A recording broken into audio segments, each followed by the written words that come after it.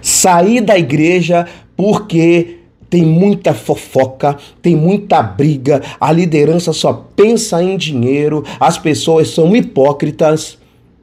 Possivelmente você já pode ter ouvido falar isso, talvez você já falou isso, e é bem possível que existam muitas pessoas que você conhece que talvez já tenham falado isso. Um dado chocante mostra que 60% dos jovens, incluindo muitas pessoas até mesmo de mais idade, deixam a igreja por causa de hipocrisia. Talvez seja esse o seu caso. E nesse vídeo nós vamos falar um pouquinho sobre esse tipo de problema e de como Deus tem uma igreja preciosa, perfeita, e de como, através da palavra de Deus, através da nossa vivência, nós podemos viver o que está escrito em Atos 2, quebrando todo esse tipo de coisa e vivendo o melhor que Deus tem para nós dentro da igreja. Vem comigo nesse vídeo que a gente vai estar falando sobre isso nessa tarde.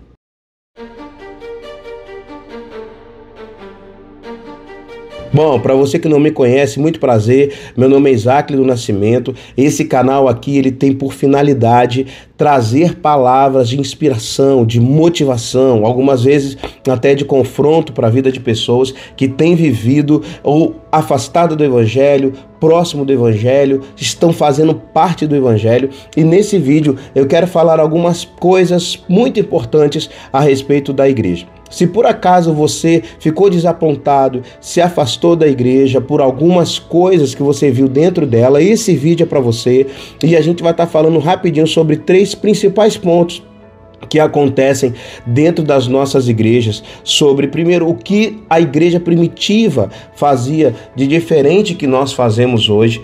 Nós vamos ver sintomas de uma igreja que está com problemas graves sobre isso, e nós vamos ver também como é que nós podemos mudar a nossa história, a história da nossa igreja, através de princípios importantes. Então, nós vamos falar sobre isso nesses próximos minutos aqui, e eu quero te pedir, você que ainda não é inscrito no canal, se inscreve aí para você estar aprendendo muito mais sobre esse tipo de coisa, sobre esse tipo de conteúdo, tipo de estudo que eu vou estar trazendo aqui para você hoje, tá bom? Vamos comigo no vídeo para a gente poder aprender junto.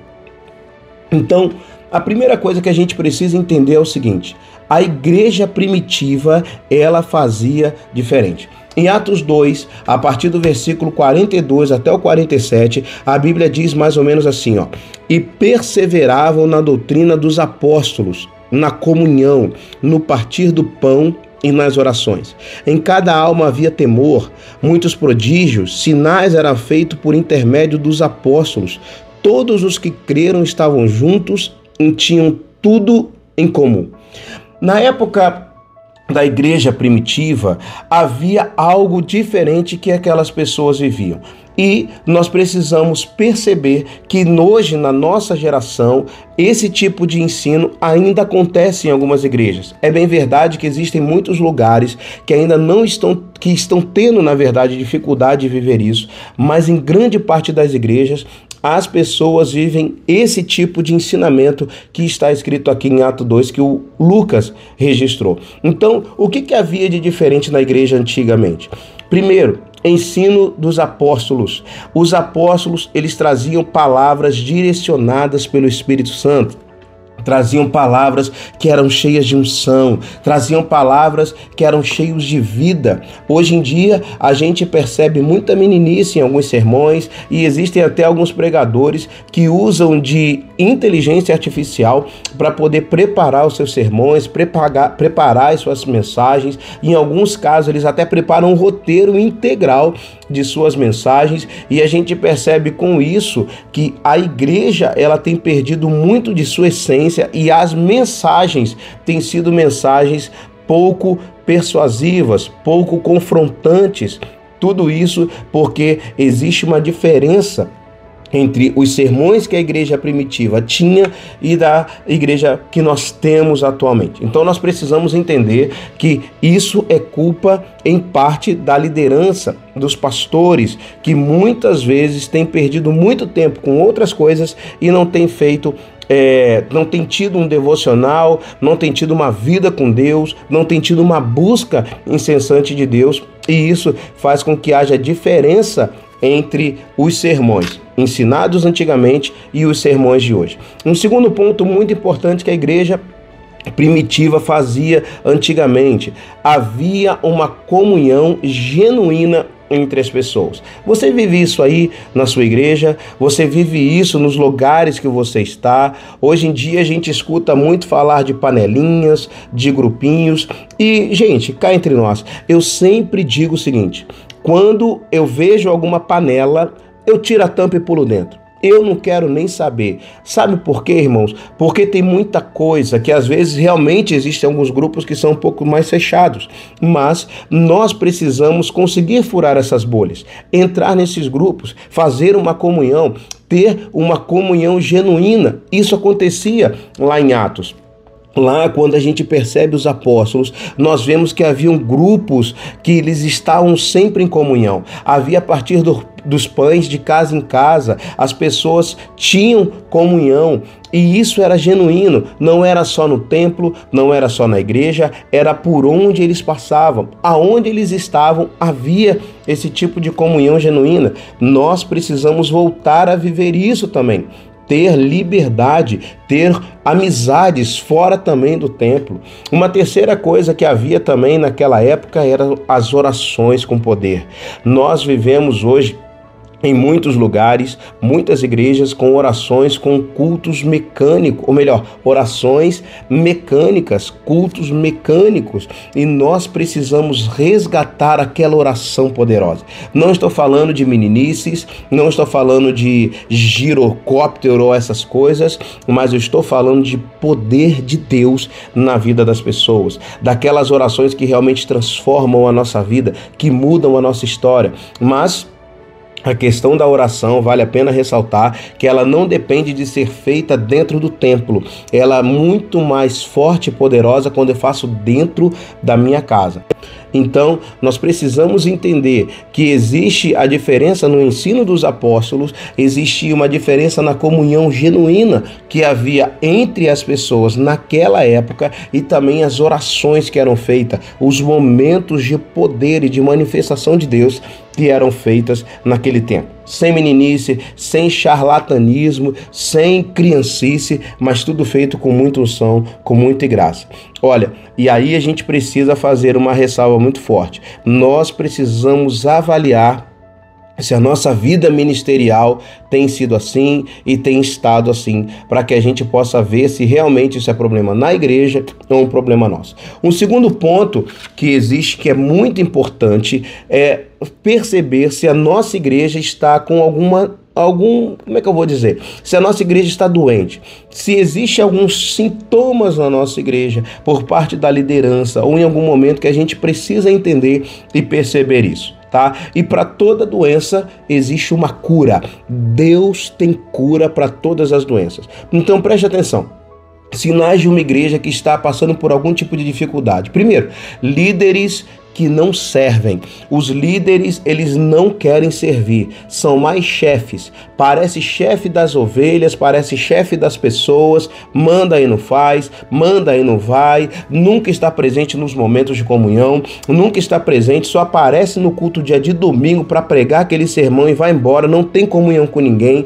Líderes que não estão se envolvendo com o rebanho, que não se envolvem com a ovelha, que só sabem mandar, na verdade não são líderes, são chefes. E esse é o sinal de uma igreja que está passando por algum tipo de problema. Outra coisa, igrejas que só têm foco em números e não conseguem mais perceber vidas. Nós vivemos um tempo onde o sinônimo de sucesso pastoral, o sinônimo de sucesso que você é uma pessoa bem-sucedida no seu ministério, é saber quantas pessoas estão na sua igreja, quantas pessoas foram no culto, quantas pessoas estão no seu ministério. Isso é sinônimo hoje em dia de sucesso. E a gente acaba esquecendo das vidas que realmente importam, de quantas pessoas que realmente elas se importam com as outras pessoas, com as vidas das pessoas. Por que fulano não veio? Por que ciclano não veio? Por que o outro fulano está faltando culto? E as pessoas, elas acabam perdendo o foco disso e acabam querendo muito mais viver de números para poder demonstrar para pessoas que estão crescendo e acabam se esquecendo, perdendo-se no meio dos números e não se importando mais com a vida. Esse é um segundo ponto de igrejas que estão passando por dificuldades. Terceira sintoma de uma igreja que está um pouco falha: a falta de amor pelos necessitados. Pessoas que só pensam em obras, ou melhor, igrejas que só pensam em obras, igrejas que só falam de dízimo, igrejas que só falam de crescimento material. Essas igrejas, elas têm tido falta de amor pelos necessitados. Deixa eu te perguntar uma coisa aqui, bem pessoal, quietinho só a gente aqui. Na sua igreja lá, as campanhas que fazem é sempre pedindo dinheiro para poder fazer alguma coisa? O seu pastor ajuda financeiramente outras ovelhas quando precisam, quando são ovelhas realmente que precisam? Nós, como seres humanos e como pessoas, a gente consegue transmitir essa preocupação com pessoas que realmente precisam? Deus não mora em templos feitos por mãos humanas. Ele mora onde existe corações quebrantados. E nós precisamos entender essa verdade.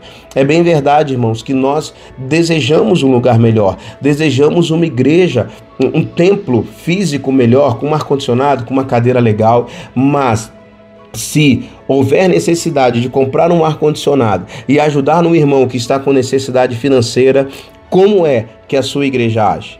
Se a sua igreja pensar em ajudar o irmão, essa é uma igreja séria. Agora, se entre isso ela preferir comprar um ar-condicionado, tome muito cuidado.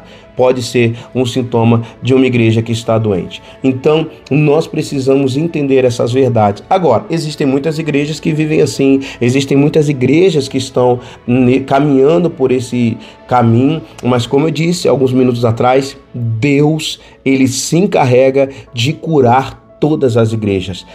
Tudo tem solução. Agora, como ou o que é que eu posso fazer para fazer parte de uma igreja verdadeira hoje e para mudar essas coisas que estão acontecendo na minha igreja? Primeiro, entenda o seguinte: nós não estamos falando sobre prédios, nós não estamos falando sobre templos, nós estamos falando sobre pessoas. A igreja tem a ver com pessoas e não com locais materiais. A igreja é uma comunidade e nós precisamos entender.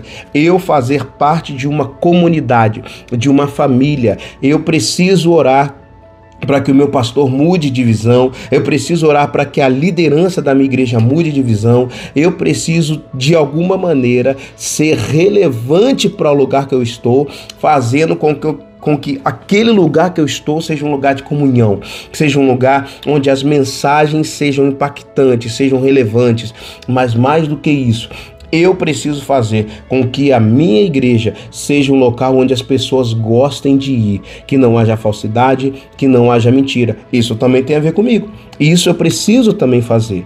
Um segundo exemplo que a gente pode ter também é através de grupos pequenos. Discipulado é extremamente importante. Você faz parte de um discipulado? Você faz parte de grupos pequenos? Nós já tivemos muitos problemas no passado por conta disso, por falta de maturidade de pessoas. As pessoas, elas não tinham maturidade e aí por conta disso acabavam se perdendo. Mas uma igreja madura sabe trabalhar com discipulado. Uma igreja madura sabe trabalhar com grupos pequenos. E aí na sua igreja pode ter o nome que tiver, GC, grupos pequenos, células, GCEL, o que for. Nós precisamos estar atrelados a esses grupos pequenos para a gente poder viver o que Deus quer. Era o que acontecia na igreja de Atos. As pessoas elas viviam em grupos pequenos porque tem muito maior controle e elas tinham e viviam um discipulado verdadeiro. Quando as pessoas elas faltavam nos cultos, ou elas faltavam nos lugares, outras pessoas estavam preocupadas com elas verdadeiramente. Então, para a gente poder entender isso, nós somos parte principal do que Deus tem para a nossa igreja, para o que você está vivendo na sua igreja. E eu quero dar um recado em especial aqui para você que por algum motivo se afastou da sua igreja, saiu decepcionada com alguém. Não existe vida espiritual fora da igreja. Eu falo isso, e quando eu falo igreja, eu falo comunhão com os irmãos. E muitas vezes, querido, para isso nós dependemos do templo, tá bom? Então não fique desigrejado, não fique fora da igreja. Deus tem um projeto para nós dentro da igreja. O próprio Jesus ficava nas sinagogas, ele ia nas sinagogas, ele ensinava nas sinagogas. Os apóstolos, eles caminhavam nesse caminho também, e nós precisamos entender essa verdade. Se por acaso você se decepcionou com a igreja, se decepcionou com algum pastor, com alguém, por favor, ore a Deus, peça perdão a Deus, perdoe essa pessoa e procure um local para você congregar. O nosso bispo, o bispo José Elias, ele sempre fala algo muito interessante. Ele diz o seguinte: ovelha sozinha é petisco de lobo. E eu quero que você entenda essa verdade. Volte para a igreja, procure um lugar sério para você congregar, com pessoas sérias, com líderes sérios, para que você possa viver o que está escrito em Atos 2:42. Uma igreja que vivia perseverante na doutrina dos apóstolos, na comunhão e no partir do pão. Tá bom? Esse aqui é o recado, é o vídeo dessa semana, e eu quero que você viva isso com o mais profundo desejo do meu coração, tá? Se você quer saber mais sobre isso, eu deixei aqui embaixo um link de um curso onde eu falo sobre o segredo das 7 igrejas do Apocalipse. Tá num preço promocional, eu não sei por quanto tempo vai ficar esse valor, mas tá aqui embaixo, eu vou deixar um link na descrição, clica ali para você ter acesso a esse material. É um curso com mais de 5 horas de conteúdo exclusivo sobre o que Deus pensa da igreja e o que Deus quer para nós nesses últimos dias. O link está aqui na descrição do vídeo, tá bom?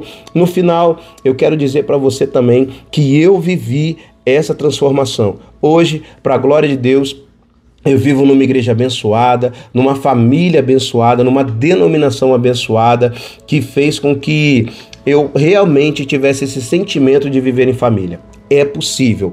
É real. Depois que eu entendi o que estava em Atos 2, depois que eu comecei a praticar essa visão de Atos 2:42, o local que eu estou mudou, a vida que eu tenho com os meus amigos, familiares e também na igreja mudou, e hoje eu não vou à igreja por obrigação. Eu vou à igreja porque eu encontrei realmente uma família espiritual. Além disso, Deus tem me chamado para esse lugar. Então Deus tem chamado você também. E para você que ficou até aqui, se inscreve aí no canal, toca no sininho, ativa o sininho para você receber todas as notificações. Eu tenho feito devocionais, algumas coisas aí, tá? E eu queria que você comentasse aqui também em Atos 2, se esse vídeo te abençoou, se aconteceu com você e se realmente você tem vivido isso, tá bom? No mais, um grande abraço para você, Deus te abençoe e fique na paz. E volte para a igreja o quanto antes. Jesus está voltando.